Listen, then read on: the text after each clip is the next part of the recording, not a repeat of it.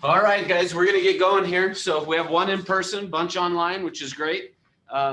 Today's class is going to be about the preliminary title report, helping you understand it, and brought to you today by North Star Title, which is exciting. So Sam Bell, who is the president of the Everest Group. So he oversees Everest in Utah, Everest in California, Inspiro, and other things. Other things. So are you mostly doing it, or is Crystal? Crystal and I are going to do it together. Okay, so you get both Sam and Crystal today, which Crystal works down at North Star Title. And so if you guys that are online will throw your first and last name and the office in the chat box so that I have a record of it. And then I'll get you, Darren. I forgot to bring up a thing. So He's one preferential treatment. yeah, right. So show up live, you get preferential treatment. Yeah, and pens and notepads and swag, which I'm still in one right now. Sweet. You should. All right. Thanks, so, guys. Thanks, Russ. So Crystal is an escrow officer at North Star. She's been in escrow for her whole life. She was born into it and is a fourth generation escrow person. Yep. And so that's true. Yeah. Wow. Yeah. So I started escrow when I was 16. Tried to escape it a couple times, but ultimately here I am. But I'm excited to be with North Star and present to you what a PR is. There you go. So PRs are probably one of the most misunderstood. By the way, if you're online, you can mute and unmute yourselves. We'll ask you questions. So at some point you may want to unmute and talk back. But PRs are probably the most misunderstood piece of the disclosure and due diligence process. There's a lot of agents that I've run into that look at it and go, not quite sure what this is. They hand it off to their client because they know they're supposed to hand it off to their client and really aren't equipped to walk them through what the client's looking at. And if you can think about, how many PRs might pass through your hands as an agent, your client may only see one or two in their entire life, right? So they're going to look at you as the expert and say, hey, what is this and why should I be worried about? What does this all mean? And quite frankly, it's one of the more important pieces of the due diligence process because it has a lot to do with their net. It has to do with issues that they might encounter as a buyer buying a property and what rights other people have to their property. It deals with all kinds of stuff on the buyer side, on the seller side. I mentioned net. The seller may not realize they have an HOA lien or something on there that will change the seller's net because it will have to be paid at closing. And so there's a lot of information on these that's important to the process. And quite frankly, it's something that's taken extremely seriously in the commercial setting, and deals will blow up just over issues with the PR. A lot less in the residential. And I think some of that maybe because of ignorance, just people don't know what they're looking at. So we want to walk you through the PR. We're going to look at a PR, a very ugly PR in great detail a little later. But we want to take you through some of the title basics because the PRs are probably one of the most misunderstood pieces of due diligence. Title is probably one of the most misunderstood pieces of the whole real estate transaction. I think clients understand what their real estate agent is and what the real estate agent is doing on their behalf. A lot of them have to get a loan. So they go meet with the lender, talk to the lender, and then people just tell them you have to go to this title company and do stuff. And so what we'd like to do is just do an overview of the title and escrow process and what it is. And then we'll dive into to the details of the PR. So we're going to talk about briefly parts of the PR, what escrow is, what title insurance is, what title insurance policy types are, and then we're going to review the preliminary title report. And if we have time, we'll hit the top 10 common title issues. We for sure will reserve some time for questions and answers. So these are the parts of the PR. The PR has three main parts that you're looking at. There's Schedule A, which is the who, what, where. It tells you who owns the property, where the property is located, what types of title insurance policies are being looked at to purchase that or to purchase for the property. Schedule B1, those are the conditions to close. They're the requirements that are typically put on the title agent. So it'd be people like Crystal or North Star, things that they have to make sure, the boxes they have to check in order to close and get a title insurance policy for that property. And then Schedule B2, this is the part I think your clients are going to be most concerned about, which are the exceptions from coverage. And we'll dive into that just a little bit more in a minute. Okay, so escrow, we're basically the middleman of the transaction. So as you can see in this picture, there are so many moving parts in a real estate transaction, and we're the person that kind of molds them all together. So what is escrow? So we're a mutual third party. So it is our job and our fiduciary duty to hold everybody accountable in the process. So if you present us something on the contract that the lender will not approve, we have to tell you, hey, it needs to be removed because the lender is not going to approve it. If the lender tries to do something, we hold them accountable as well. So we may seem like we're bugging you, but we're not. We're just trying to make sure everyone does their parts correctly. So that way our clients have the best experience and also are not being cheated in a deal. We will attend to all the details of opening, maintaining, clearing your title report, collecting all documents needed for closing, and obviously the closing in itself. We will receive and disperse the funds. So if you have a buyer, we receive the lender funds in, your buyer's funds in, and then we distribute as needed. Same with the seller, we will distribute accordingly, whether it's we need to pay things off or directly to the seller.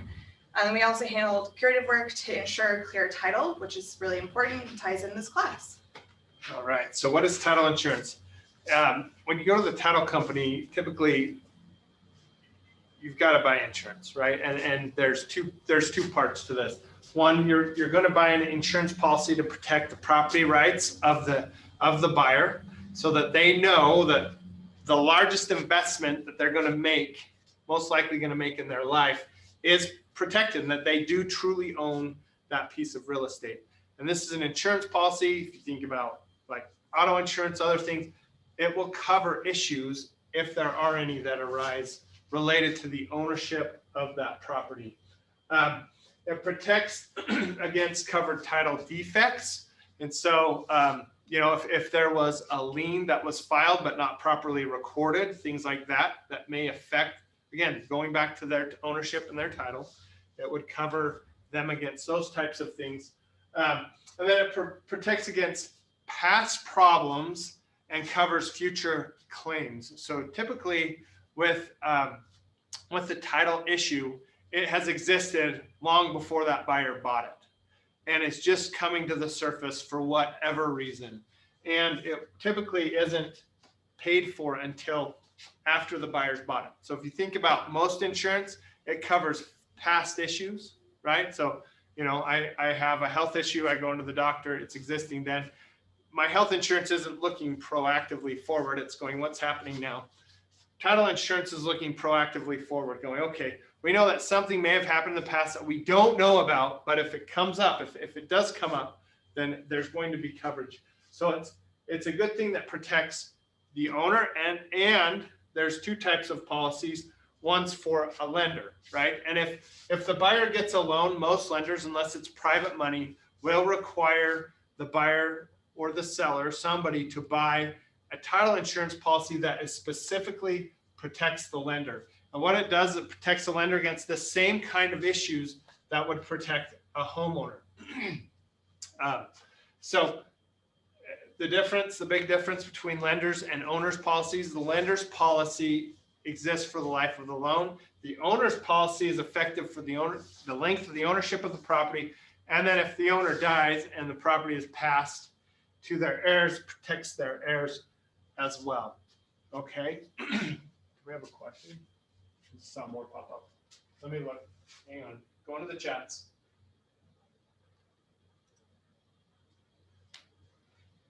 No questions yet. Okay. So two types of policies. If you're getting a loan, if you're working with a buyer and they're getting a loan, that you need to make them aware there's going to be a lender's policy. A lot of times the owners will pay for the sellers will pay for the owner's policy. But there are two policies and they are different and they are important. And really quick on the policy types, this is reflected in that Schedule A that Sam was talking about earlier. So if you have a buyer, for example, the loan policy description, who's being protected, so I'll list the lender. it'll list the loan amount and then other information as well. Yeah, so going back, what Crystal's talking about, Schedule A, the who, what, where, that's the what, right? What types of policies are being purchased? When you're looking at Schedule A, you're going to want to look at that type of stuff. I'm going to show you an example of Schedule A, and we'll dive into it a little deeper. This is just a refresher. B1 is the conditions of close, and B2, when Crystal talked about the escrow officer doing curative work, a lot of what they're doing is working in Schedule B2, clearing exceptions so that as much is covered by the insurance policy as possible. Well, now it works again. Okay, so this is an example of a Schedule A, right? There's some key parts that you're going to want to look at with your client or point out to your client. Number 2, and these are this is a pretty standard format regardless of what the title, what the PR looks like. Number 2 are the types of policies that will be bought. Again, you typically see the ALTA owner's policy. ALTA is just an organization that helps write form policies that are used across the industry. You're going to look and go, okay, we have an owner's policy. The amount of the insurance is the purchase price. Okay, and so if you're buying an $800,000 home, this is the situation with this PR. It's an $800,000 home, right? The premium that's going to be factored into the closing costs, right? So we talked about closing costs. We know that the lenders charge stuff. Hopefully you as real estate agents are charging commissions. And then on the title side, there's going to be an insurance premium that has to be paid. That's at $2,800. The premium is based on the amount of the purchase price. And if you're wanting additional coverage, just like all insurance, you can always buy more. You can buy more coverage, extended coverage, things like that. And they charge you more for that stuff because you're insuring more. Okay, the next piece in 2B is the loan policy. If this is a cash deal, no loan policy needed, right? But if your buyer is borrowing money, there will be an ALTA loan policy. Right now, like in the preliminary report, typically we don't report the amount, but the amount would be the amount of the loan and the premium would be based on the amount of the loan. This is typically filled in later in the process as we get through price renegotiations and things, and we have a more certain figure as far as how much that loan is going to be for. Then if you go down, 3 is what they're insuring. It's typically going to be fee simple because that's what we do. 4 is going to be who owns the property now, right? You want to make sure that's seller's name and it's correct, okay? And then 5, it's always going to refer you to Exhibit A, which is the legal description for the property. Okay, going back up real quick, sorry, I skipped this. The proposed insured under number 2, make sure that's your buyer's name. If your buyer is going to buy and hold this in a trust or an LLC, make sure it's the trust or the LLC. If they're buying it just in their personal name or with a spouse or a partner, make sure it has both those names under the proposed insured. And then in the loan policy, the proposed insured is going to be the lender, since Yes. it's insuring the lender. Yep. So that's Schedule A, pretty straightforward. Should take you and your client about 3 seconds to look at and go, okay, it all looks good. Okay, so Schedule B, Part 1. This is the next piece of the title report. These are more instructions to the title company on things that the title company needs to do. A couple of I would say 1 or 2 things you need to look at. Again, it will have the name of the buyer.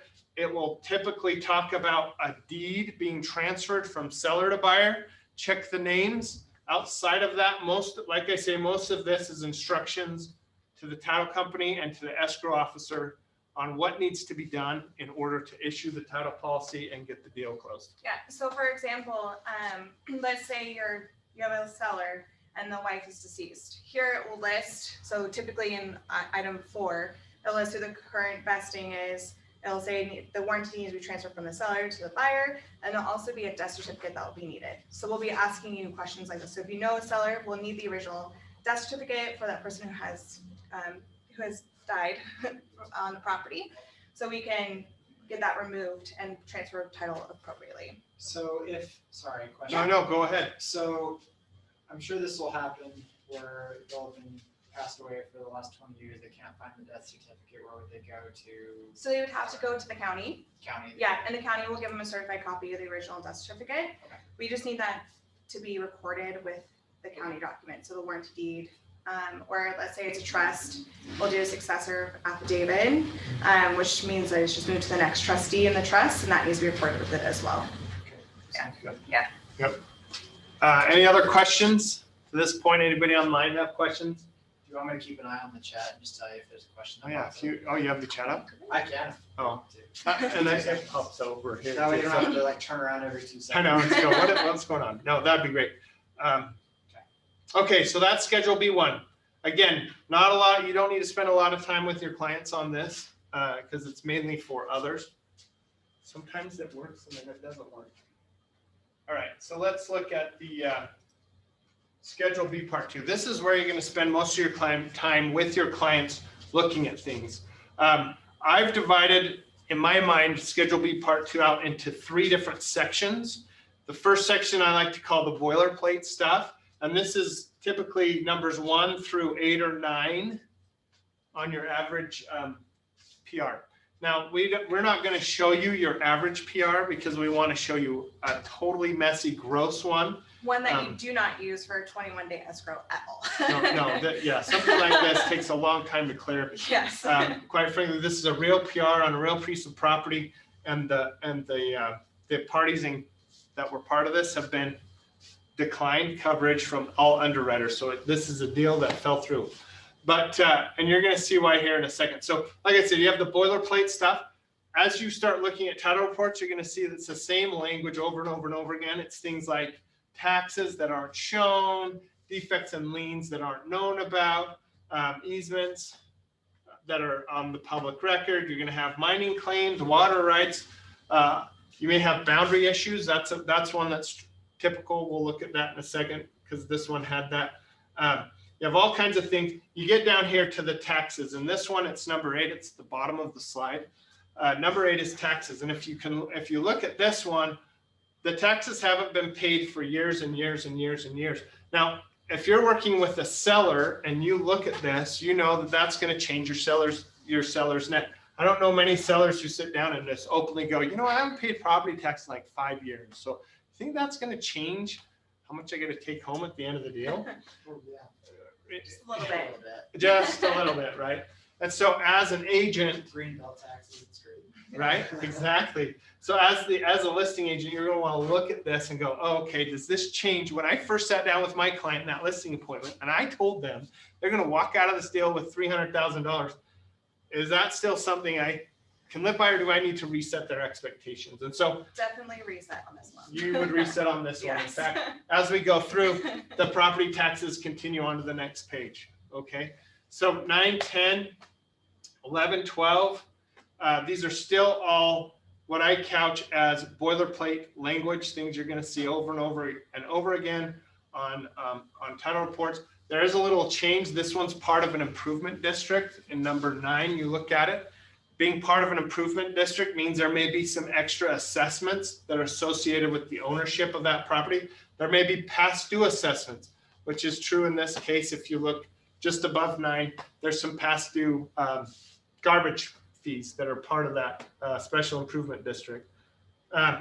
So you need to look at that. The other thing I was going to hit on before we move past boilerplate was boundary lines. If you look at number 13 on this, it says any discrepancies, conflicts in the boundary lines, shortage in area, encroachments, or other facts which a survey could have found. Okay, this is a pretty common exception. And what that means, if you're on the buyer's side, if you're working with your buyer and you're looking at the potential due diligence that you can do, and you're looking at the reps, and you go, oh, survey. People don't really do surveys. You know, it costs like $1,000, $1,800, maybe $2,000 to mark the corner. It's too much. We don't want to do that. The issue there is there are very few pieces of property that I'm aware of that don't have some sort of boundary issue. And so if you have a client who's concerned about protecting the exact footprint of the land they think they're buying, you're going to want to push them to get a survey because it removes that exception. They will find out any boundary issues. Just a quick story. In the first house I owned, we were looking at doing an addition, so we had to have a survey. The surveyor came out and tried to do a survey the way he typically does, which is find a monument, or it's a monument is just a marker that says you are here, and all the land around us is based on that monument being the center point. He went to that monument, found it was off, and had to go out about 4 miles before he found a monument that was on, and then survey back into our neighborhood. What we found out is most of the boundary lines in our neighborhood were at least 3 feet off of what their plat said. And in the house I was living in, most of our backyard was supposed to be our neighbor's yard, and most of our neighbors on the other side was supposed to be our yard, right? So there were huge boundary issues when it came to that. We ended up selling that house, and we gave a copy of that survey to the new buyers. Disclosure. So just be aware, if boundaries are going to be an issue, they're going to be excluded. What does that mean? That means that will not be covered. So if you have a client that 2 or 3 years after they buy a piece of property, find out that they don't own what they thought they own, which happens. As an attorney, I got boundary line cases all the time. It's not going to be, there's no insurance. And that's typically people's first go-to is, hey, I bought that insurance policy. Certainly that's covered. And in almost every title report I've ever seen from any title company, from any title underwriter, it is excluded and will not be covered if it could have shown up on a survey. And most of these could show up on surveys. So just beware. Okay, so let's move on to the next part of Schedule B. So the first part is the boilerplate. We've hit some of that. The second part are the loans. Okay, so these are the things where your seller has borrowed money and there are loans attached to that property. You're going to see things that are deeds of trust. Okay, that's the typical document that they use for loans, is a deed of trust. And this one, it goes on and on and on for a long time. Here, number 24, everything down to 24 is boilerplate. Number 24, which is right here, is the first loan that's on this piece of property. Also to keep in mind too, so let's say you have a seller and say, oh, I own my property free and clear. And then when we pull the PR, there's a trust deed. Sometimes old trust deeds are not removed with a reconveyance. So that's part of title's job to make sure that is removed if it is a previous owner or if indeed the loan had been paid off. So that is part of our job in title, the curative work to ensure good title. Mm-hmm. Now I'm going to point to something on this, right? So we said the amount of the policy for the owner's policy is based on the purchase price. If we go back to Schedule A, the purchase price or the owner's policy amount is going to show $800,000. What I find interesting about this is on number 24, the very first loan on this is $800,000, right? We already looked at the boilerplate stuff and saw that there were a bunch of taxes and special improvement district amounts due and owing. So if I'm a seller and I get a PR like this, I'm sitting down with my seller and I'm going, how are you going to come up with the cash to close? Because remember when I told you would net $300,000? It turns out you're going to net minus money now. Well, just like a side note, so I actually recently had a seller. He refused to pay the government his taxes for his business, and he didn't separate it as like as an entity or an LLC. It was not the smartest thing. So when we pulled the report, he actually owed $165,000 in taxes to the government. Which, by the way, if you have a federal government lien, that does take 14 days to get the payoff at least from the government. So keep that in mind when you're writing your contracts. But anyway, so he had to bring in $165,000. He had it just chilling. He just didn't want to pay it. So there's also people like that in the world too, who just refuse to pay the big man. Yes, absolutely. And those types of unpaid taxes will be attached typically to your real estate so that they can get paid. So as you're looking at this, Number 24, by the way, so unpaid taxes typically cured and paid for through the escrow process. That's what Crystal's doing. Yep. It's figuring out how much tax, how much special improvement district assessment is owed, making sure that that's accounted for and paid through closing. The loans, the trust deeds, that's something. So when you hear the words curative work, or we're working on clearing title, what they're doing is they're clearing the things that can be cleared. Most of the boilerplate cannot be cleared, but there are pieces like taxes that can. Now we're down into the loans. All loans should be cleared unless there's very specific language in the purchase agreement. And if there's a loan, the lender agrees to subordinate. There's a whole bunch of legal stuff that has to happen if all the loans and liens are not going to be paid. So after the boilerplate, this is where the escrow officer really earns their money, is diving in and figuring this out, accounting for it, collecting for it, paying it, all of that stuff, okay? Okay, so if you look at this, there's a trust deed here, 166,000. There's an all-inclusive deed of trust, number 26. That's the same thing. That's another loan. It's just the seller finance loan is what all that means, is the all-inclusive. We keep going. A construction deed of trust, meaning they borrowed money to do construction on this. Another deed of trust. You get the idea here, hopefully, that as you're looking through this, as you're seeing deeds of trust, you're working with your seller to go, okay, we have to adjust our seller's net. With your buyer, if I was representing the buyer in this situation and saw that, wait, we made an offer for 800. We have a deed, we have, thousands of dollars in unpaid taxes and special improvement assessments. We have an $800,000 deed of trust followed by hundreds of thousands of dollars of other loans. If the seller cannot come to the table with cash, buyer, I don't think this deal is going to go. This deal will likely fall through. So that's something on the buyer side, as you're looking at this, if you're seeing more deeds of trust or more loans and more taxes than what your offer is on the property, the big question is, the big red flag, is the seller ready, willing, and able to come to the table with cash to close? So does that mean that the seller is in default at that point with regards to the Rep C, or does that mean that they get out of it? That's a great question for the people online. I don't know if you heard it or not, but the question was, if it looks like the seller's upside down in the property, does that mean they're in default under the Rep C? And the answer is no, as long as they can come to the table. But I would ask the question. If they can't bring money to the table because they're underwater, are they in default at that point? If they missed the deadline, they would be in default.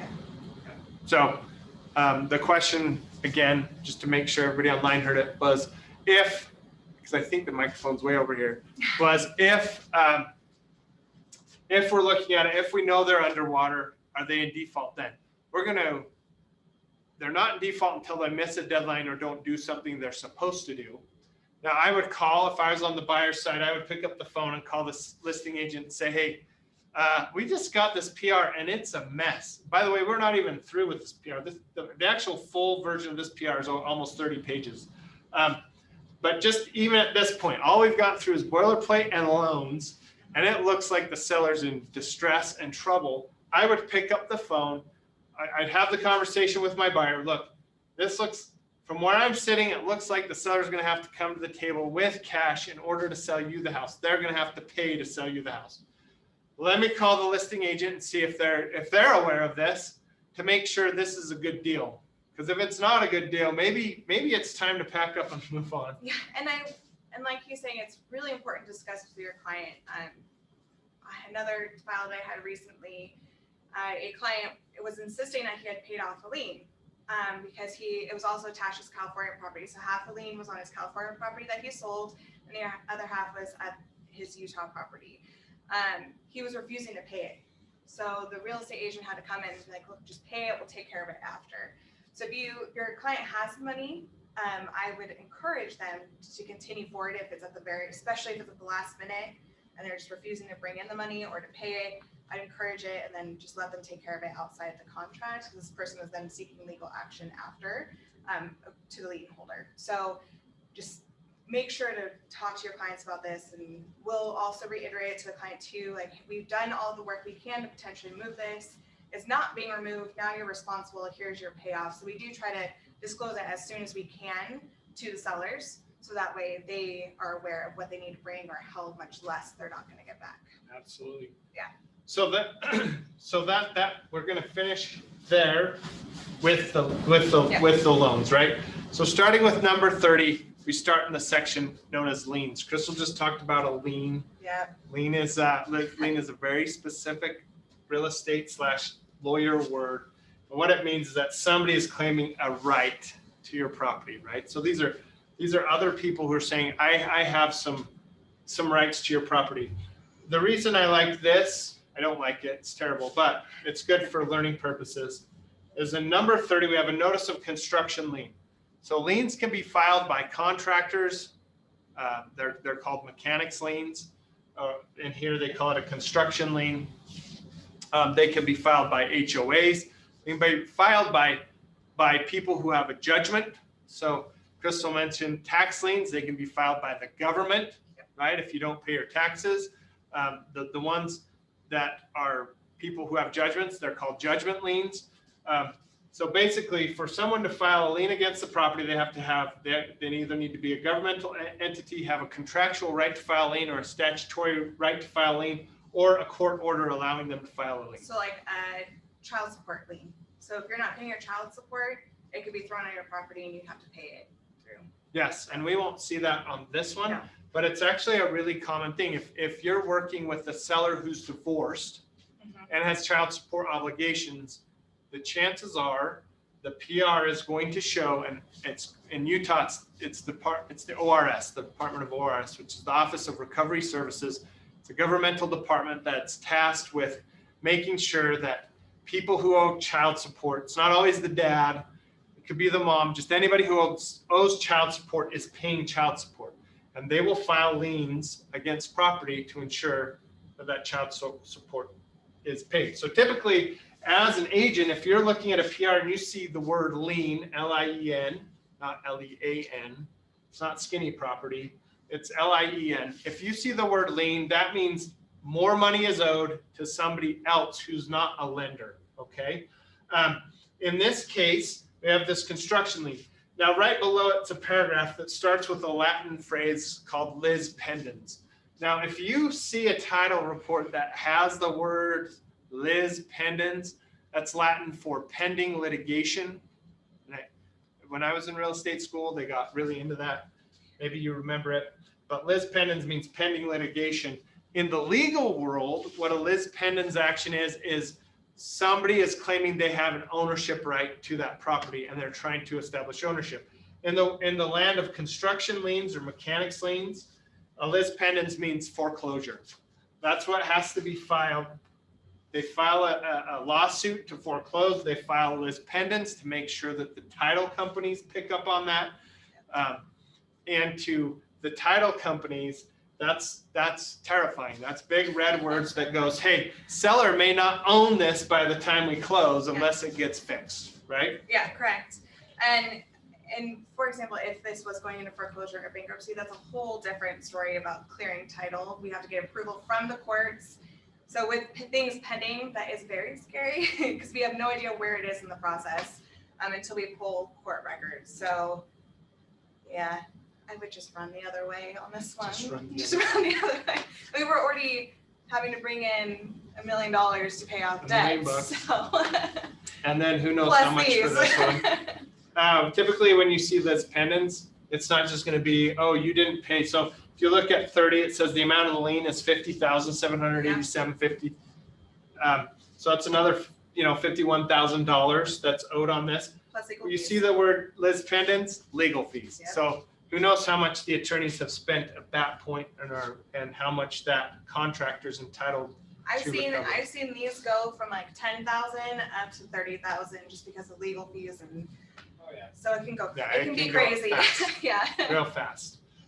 Okay, so we're going to continue on. Again, as we're looking at this, more construction liens, more lis pendens, right? Red flag, red flag, red flag, red flag. Again, when you're working with your seller, you see the word lien, you gotta you need to take that into account when you're resetting expectations of what the seller's net or what the seller's cash to close is going to look like. On the buyer side, you see the word lens pendens and you're thinking mega distress. We've got to figure out how to get this deal closed and all of these parties taken care of.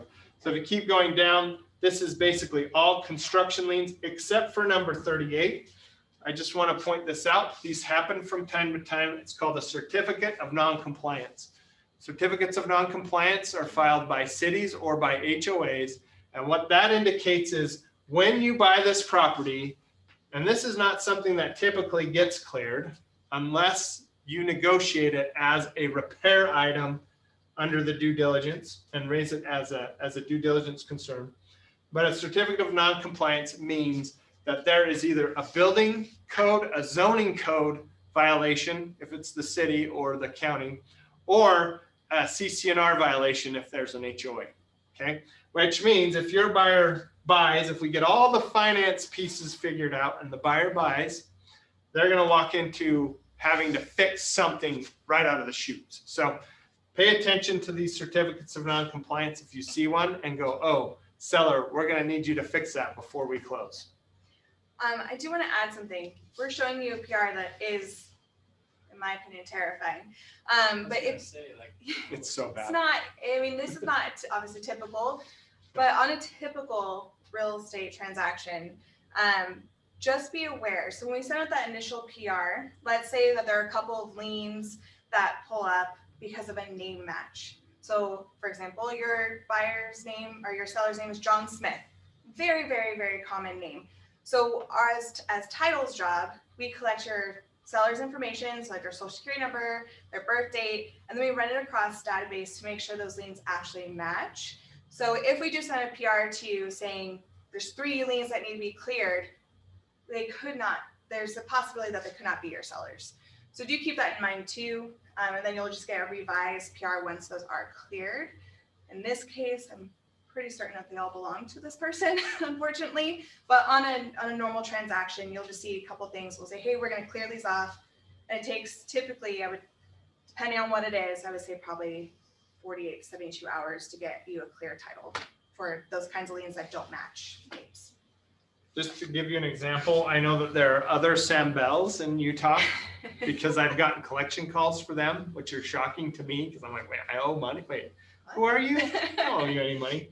To take it even one step further, George Q. Morris, there are 2 of them in Utah. Oh, we have one here at Everest, and then there's another one out there. And so it could be, like Crystal said, from time to time, it will pick up somebody else's stuff. Now, liens are typically recorded against the property, which means they knew whose property it was.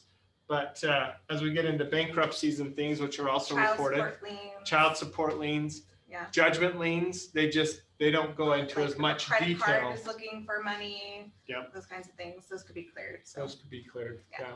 So going on, we get into judgment liens. Okay.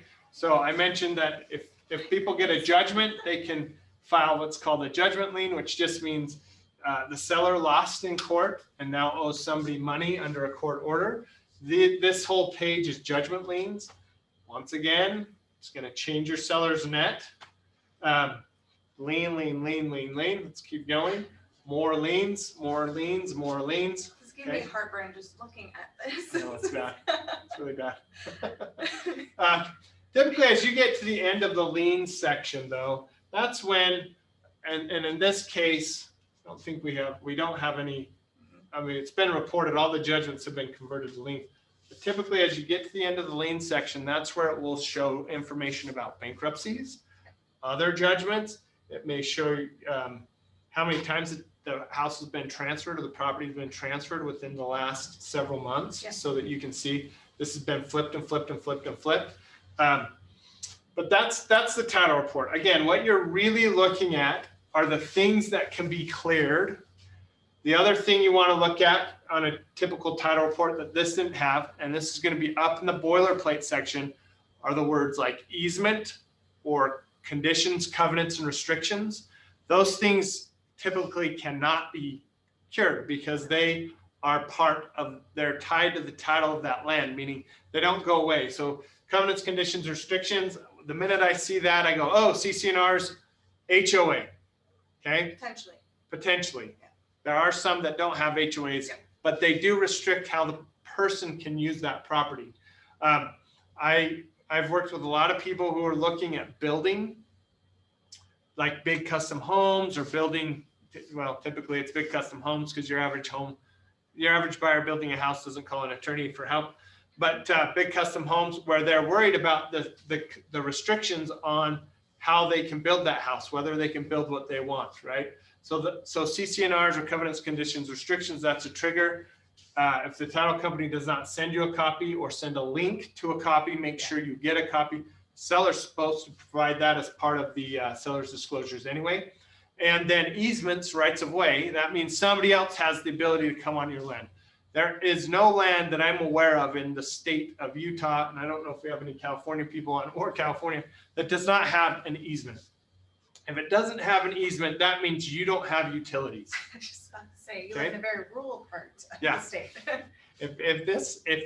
If you're selling property that's totally off the grid, maybe no easements. That's the only time I can think of that.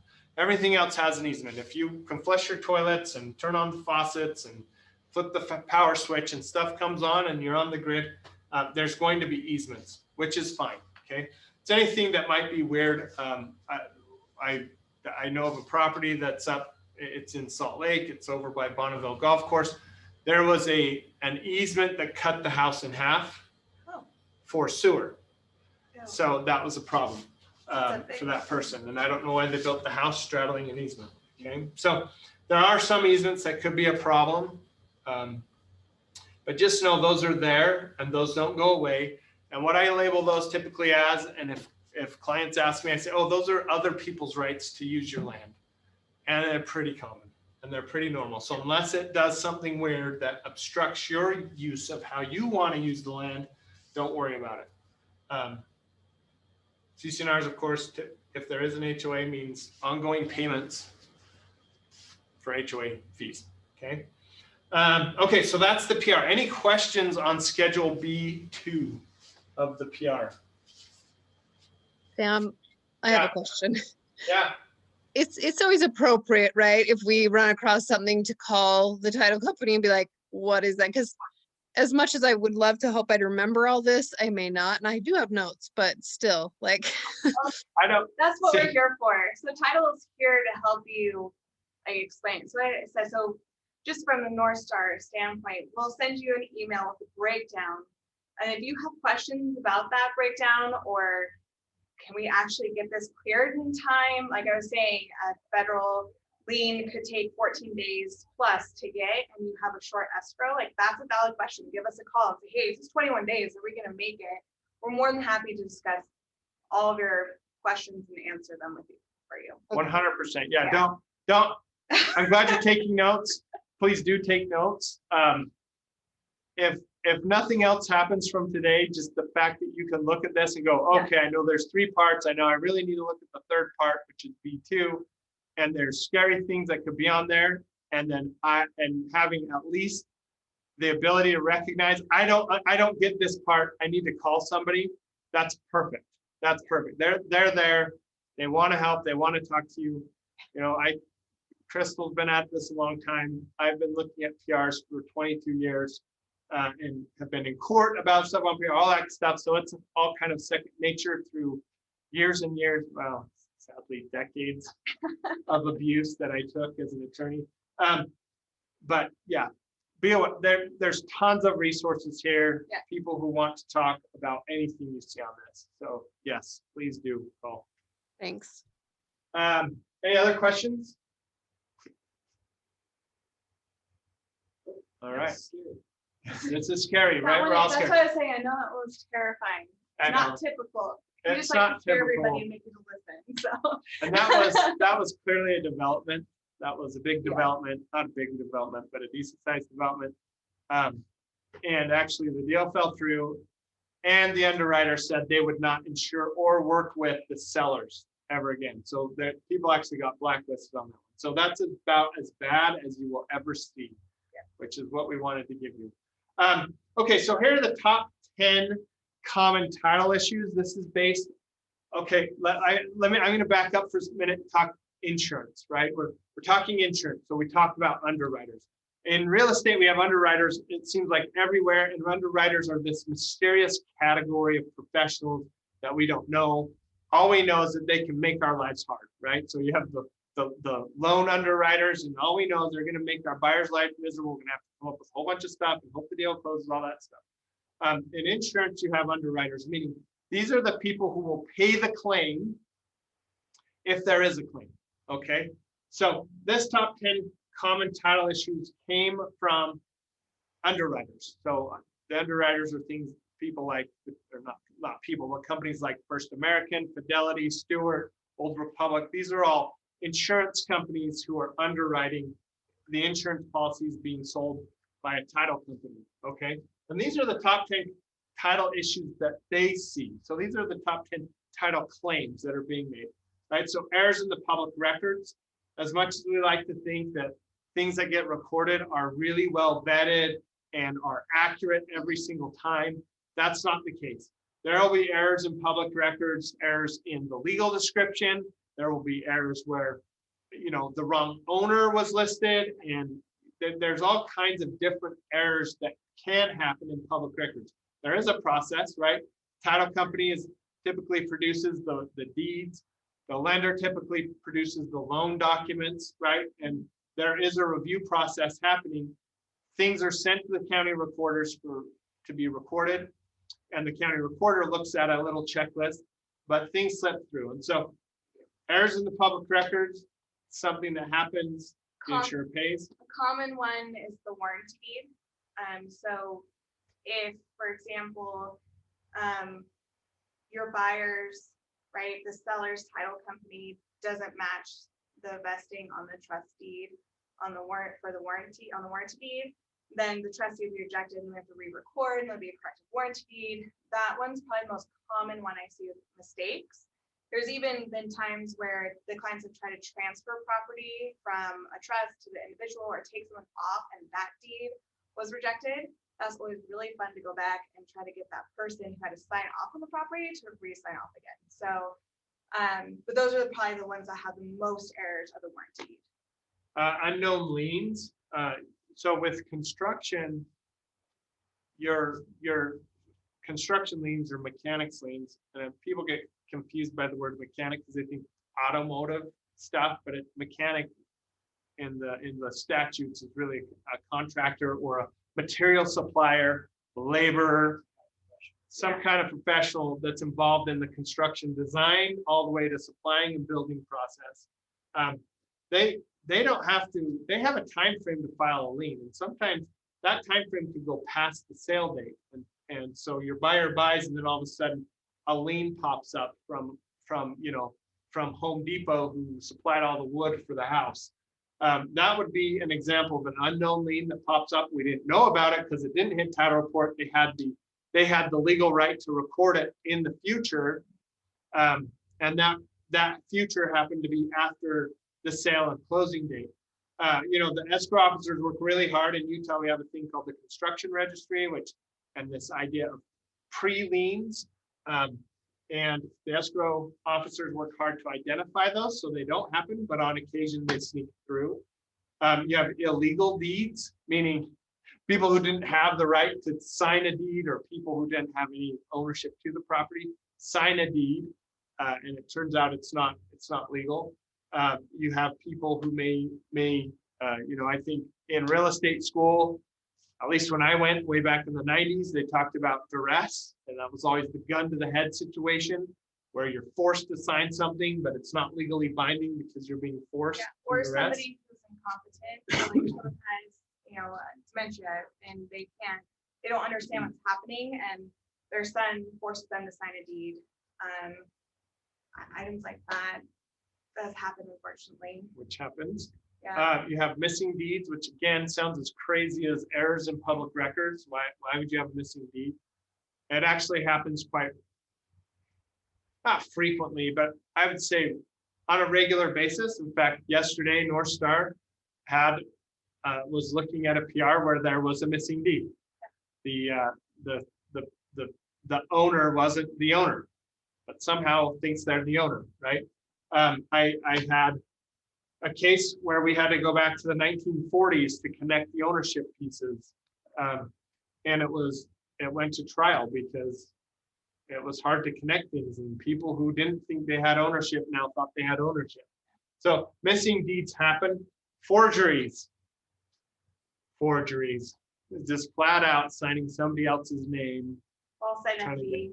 Kim told me a story actually about forgeries. This couple forged identifications and took property out, like 50 properties out from underneath a homeowner. They're all free and clear, and then they racked up the bills and all of the properties, got all the cash out of it, and then all of a sudden these owners just were obligated to pay all this money, which is, it's crazy. But we do have a due diligence process to make sure, you know, on our end, that who is in front of us actually in front of us. Same with lenders now. I feel like that's a story from before 2015 when everything got really crazy with regulations. So unknown encumbrances, those are similar to unknown liens, or undiscovered. I'm not going to go into that too deep because we hit that.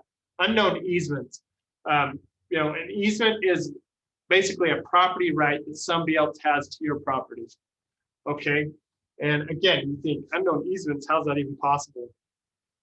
But if you go back to real estate school and think about a prescriptive easement, which is somebody has used your property for 20 years plus, like they've walked across it to get to the school, or they've walked across it, you know, the big ones in Utah, we've walked across your ranch to get to our favorite hunting ground for 20 years, right? Suddenly, that becomes what's called an easement by prescription or prescriptive easement. Now, those aren't recorded. You don't know about it. That's not going to show up in a buyer's due diligence, but it could come up in a lawsuit after when the buyer builds a big, huge fence and puts in the guard dogs and the automatic machine guns and stuff. And somebody goes, "Whoa, what are you doing? That's my trail to get across your land." And, you know, we've been using that all the way back to when the pioneers came to Utah. And now suddenly you're going, wait, there's an easement? And that would be an example of an unknown easement. yeah. Or like in California, when you have those small areas with ranch properties and they have trails, people use the trail, and all of a sudden you put a fence up, people can get upset. I know the easement, yeah, but that's an example. Like you have large forest property and there's a trail that goes through it, obviously you build a fence. Undiscovered wills. Well, I think one of the biggest challenges for you as real estate professionals, as agents, and for title companies is when an estate's involved, right? So mom dies, dad dies, kids are like, okay, well, we got mom and dad's house, let's sell it, right? What's I guess amazing to me, my background, is they a lot of times they don't ask questions like, is there a will, is there a trust? They just kind of go, oh, it's ours now, let's sell it. Which actually happens probably once a week. I think North Star is dealing with somebody who has an estate issue that has to be worked through before they can close. Yeah, we have a seller right now. The person who's supposed to be in charge of the estate doesn't want to be involved. So they're completely forfeiting their rights. And so it is our job as title to figure out who is next in line to get the property, who can sign on behalf of the estate. So we'll be asking you a lot of questions. Promise we're not trying to pester you. We're just trying to make sure that when we transfer the title, it is correct. Make sure that your buyers are covered, make sure the right person is signing off on this stuff for the seller.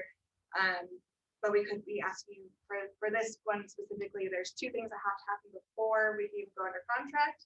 Then when we go under contract, there's two additional deeds that need to be signed in order for this specific person to sign after. So when it comes to undiscovered wills, though, specifically, that would be like, you know, an example would be like, you know, Daddy Warbucks, super rich, has this, you know, all of his attorneys write up this really great estate plan, will, all that stuff. And then as he gets older, decides, actually, I don't want my stuff to go to all my kids. I want it just to go to my favorite kid. Then hand writes a will on his deathbed. I hereby gift all of my stuff to my favorite daughter, right? All the family knows about the big will written by all the attorneys because they were all involved, or he's told everybody about it. They may all have copies. What they don't know is that one will that changed everything that he hand wrote later, which happens. And that would be an undiscovered will. It doesn't come forth until after the death or after a closing where somebody goes, oh, wait, I was supposed to get all the money from that. The last one's a false impersonation of a previous owner. That goes back to Crystal's example. The people who were pretending to be somebody they weren't, or forging things. It's a mess. And then we've got one more, is the boundary and survey disputes. Like I mentioned, there are boundary issues everywhere. In fact, Sam really likes to talk about this. Just so you guys know. well, it's because it's like a good one. But it's one of those where it's everywhere. So when I look at property, I just assume there's a boundary issue. I just assume it because there probably is. There's been some error in the survey. What's interesting, a lot of people go, no, well, maybe in old stuff that you like to buy in those weird old neighborhoods where, stuff's been built, and fences have moved, and, things have been done without surveys for years and years and years. But I've represented people in court where they were in new construction and the builders just decided to build wherever and did whatever. And then I've actually got a picture, and then the boundary lines are all messed up. Here's an example. This is actually from a case that I did. This is up in Park City. If you look at the yellow lines, those are supposed to be the boundary lines. They're superimposed on a Google Earth or Google Map view. And if you look at some of these, the boundary lines are cutting the houses right in the middle. Oh, yeah. So that one's my favorite on the left. the It's right in the middle of the HC house. 141 and 142. If you look where the red line and the yellow line touch, there's people's houses are just cut off by boundary lines. And so this all was relatively new. A lot of this stuff was built in the early 2000s in Park City. And it's like, where was the oversight? A lot of people just assume that the building inspectors or the developers or the builders or the surveyors and engineers who are involved in constructing this stuff are going to do their job and make sure that everything falls within what's called the building envelope, meaning there's side set, meaning it's kind of in the middle of the property, and that doesn't always happen. And so just be aware, boundary disputes are really big. So any questions before we wrap up? Let's see, we got 2 minutes. We're all just dumbfounded, like, oh boy, never mind. You can just call me and I'll help you. There you go. Yeah. The more, let me stop sharing. The moral of the story is call Crystal. Yeah, there you go. Stop sharing so you can see Crystal again. Moral of the story is, as you come through this stuff, if you have questions or concerns, make sure you reach out to your escrow officer, to your title officer. You can call North Star. They're happy to answer your questions at any time. And walk you through stuff. It doesn't even matter if the PR is from North Star. They will talk to you. I just made that commitment on their behalf. So you're welcome. I was just about to say, so we're more than happy to help on anything. Any other questions? Any final questions? Let me check the chats, double check. Ouch. Ouch. Yeah. Big ouch. Right. Big ouch. Big ouch. All right, everybody. Well, thank you for your time. We really appreciate you guys being online. I know an hour can be a long time sitting in front of Zoom. Thank you for coming live. We all love live. Again, if you have any questions, feel free. Her name is Crystal Cruz. She is awesome. You can reach out to her at North Star as you go through this. So thank you. Crystal, will you holler out your phone number really quick, please? Oh, yeah, so I'll give you guys my cell phone so you can call or text me. It's 385 I'll put it Okay. in. 242 6590. Awesome. Thanks so much. Yeah, and I'll give you my email too. He'll throw it in the chat. But it's Crystal, that's KRYSTAL @northstar.com. Crystal, tell me your number again. 385 242 6590. 6590. Yep.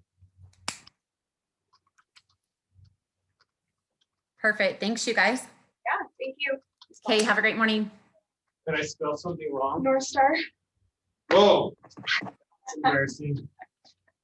Somebody help me. Spelling. Is it North Star Realty or North Star Title? Sorry. North Star title. Okay, perfect. Thanks. Okay.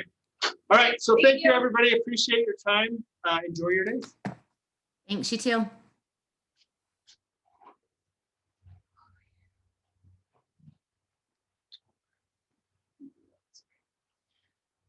Well, thanks, guys. Yeah, of course. And please, since you're low in here, take a sneeze.